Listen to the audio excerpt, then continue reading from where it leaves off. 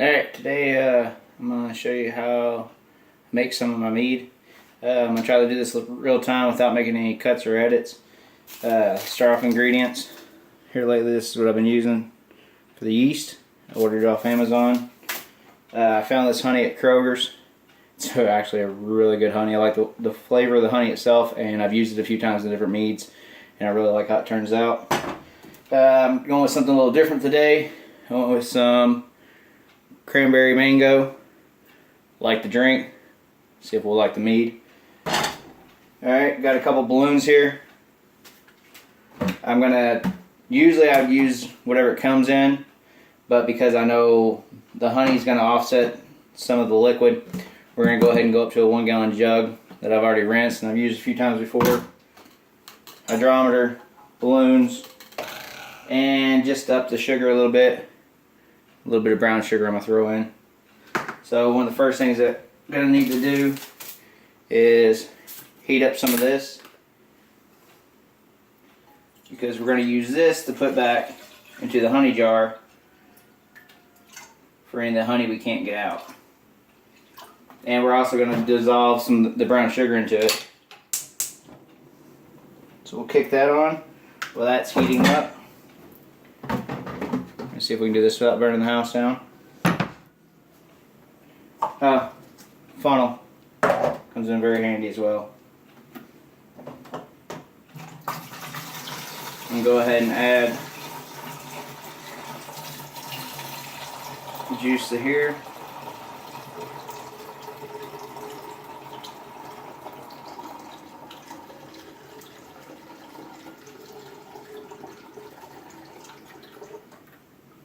That's done. Alright, let's see how long this is going to take. The fun part, right?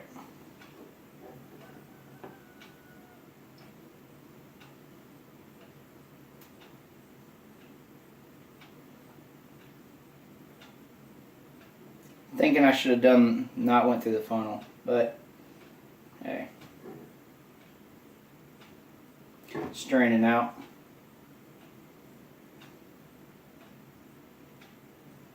Top the funnel back off.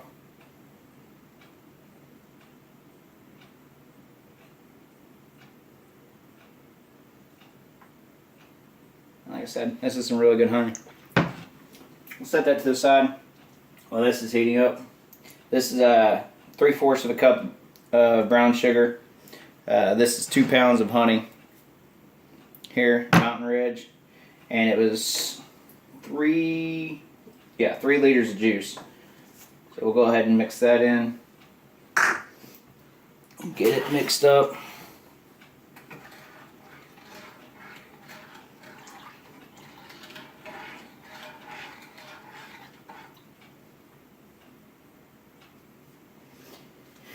Alright, that's good to go. Yeah, as always, it looks like the honey is going to be the slowest part. So I'm going to pause this real quick, and once I get all the honey back in, we'll kick it back on and continue. Alright, ladled off a little bit of this. Instead of pouring it in there and trying to make a mess or anything, just took a couple little spoonfuls, put it in the honey jar or container, top on, shake it off. This is going to heat up the honey that's left in your jar so you can get it all out.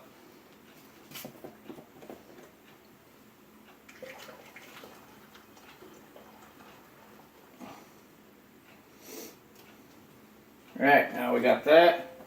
Put the rest of this. We're going to go to the sink.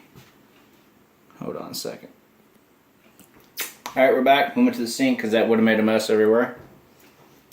Every now and then I do something kind of smart. Except for that. Alright, got that in there. All that honey sticking to the bottom. So this is where you get your exercise. Shake it, shake it.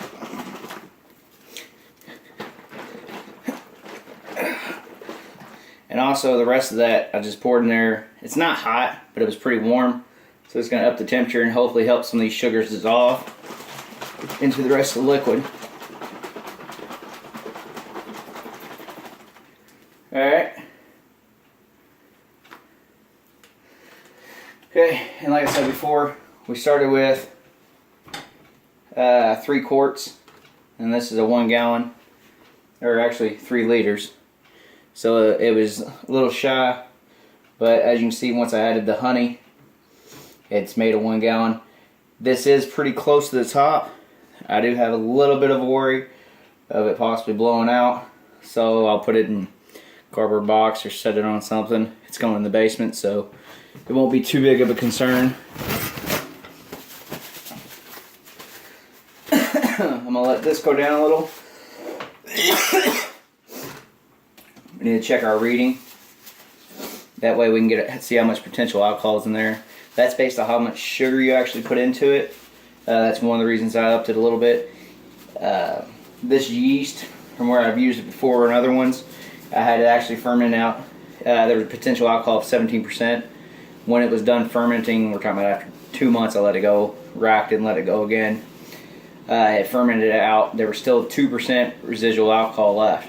What that meant was the yeast died off around 15% alcohol by volume. They couldn't live anymore. The different yeast can sustain different amounts of alcohol, basically different amounts of polluted in their environment. By having above what the yeast can handle, what that means, you're going to have more residual sweetness to it. That mead, it turned out, like I said, there was 2% potential alcohol left when it was done fermenting out. It was a lot sweeter than most of them. It wasn't dry. There's only 12%. It's going to eat all the sugar that's in there, and you're going to get a really dry alcohol, whether it's cider, mead, whichever. So once you figure out what kind of tolerance for your temperature, you got the stuff setting in and all that, your yeast is going to go. You can actually determine how much sweetness is going to be in your final product. So I like the 2%. That was it wasn't too sweet, it wasn't too dry for me. My wife actually drank a little. A few other people that I've let try it, they really enjoyed it. It had a great aroma to it, so that's going to be my new goal, is around 17%. Alright, I'm going to pause real quick. I'm going to set this up and we're going to try to get a hydrometer reading real quick and see what we're sitting at. Alright, after testing it, we were just about at 12% potential alcohol. Yeah, you can do the 0.1 whatever, and I don't like doing all that. It's a little bit of a hassle to me. I just need a general idea. I'm not trying to get precise. So I think it will be more of a dry one, but that's cool. We'll try it out, see how it tastes. Like I said, I don't mind it that much. Maybe I'll wait when it still has a little bit to go and cold crash it, rack it from there. That way I can save some of the sweetness. We'll just have to see. So next thing we'll do, I know some people don't do this right away, but I'm just going to go ahead and throw this in. So far I haven't had that much trouble with it. This can make up to 5 gallons here, so I don't have to put the whole pack, but they're $1 a pack, so I'll just go ahead and throw it in. Good enough.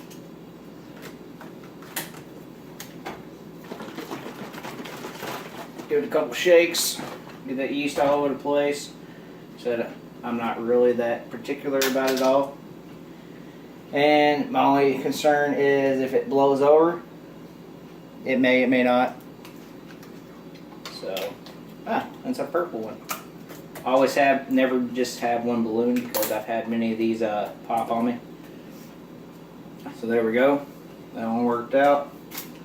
I'm going to clean up my mess, and that's it. Less than 15 minutes, we're done. We got a gallon of meat sitting on the shelf. Alright. Tell me what I did right, what I did wrong, what you think.